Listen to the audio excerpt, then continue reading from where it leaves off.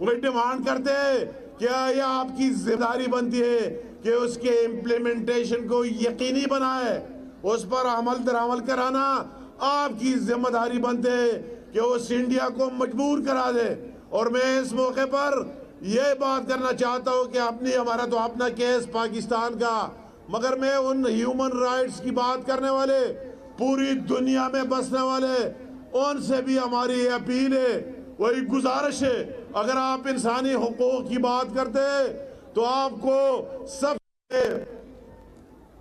فلسطین اور کشمیر کو لینا چاہیے، ان مظلوموں کی بات کر لینی چاہیے، ان کا ساتھ دینا چاہیے، اور انشاءاللہ تعالیٰ جب آپ کا یہ جذبہ ہو تو یہ سارے اس پر مجبور ہوں گے کہ ان کا ساتھ دیتا رہے گا۔ یہ وقت کی ضرورت ہے اور یہ ٹائم کی ضرورت ہے، اس کے بغیر ہمارے اس خطے میں امن اور پیس نہیں آ سکتا۔ پوری دنیا کے ہمارا یہ مسئلہ امن اور پیس اگر ہم چاہتے ہیں اس پورے خطے میں، اس کا واحد حل ہے کہ وہی کشمیریوں کو حق دیا جائے،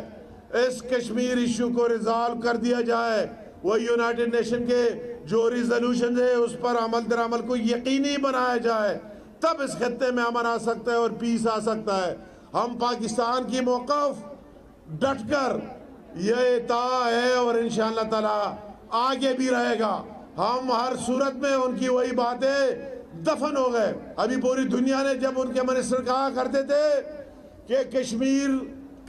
کی بات اور کاس ختم ہو چکا ہے، ابھی بات اور کرے، یہ ایشو دفن ہو چکا ہے۔ میں اس کو کہتا ہوں کہ کبھی دفن نہیں ہوگا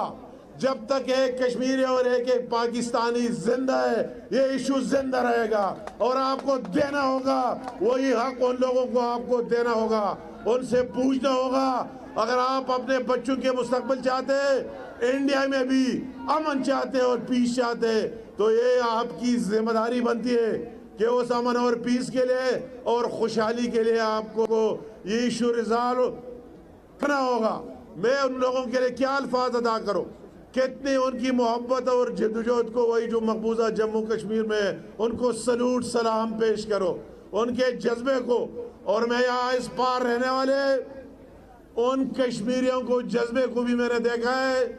ان کو بھی سلوٹ سلام پیش کرنا چاہتا ہوں جو بارڈر پر رہ رہے ہیں۔ وہی جو انڈیا نے جنگ چھیڑی،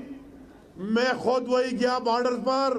کشمیر کی ہر بارڈر پر، ہر چیک پوسٹ پر، میں نے بارڈر پر رہنے والے، میں نے یہ میسج دینا تھا ان کو کہ آپ اکیلے نہیں بارڈر پر رہنے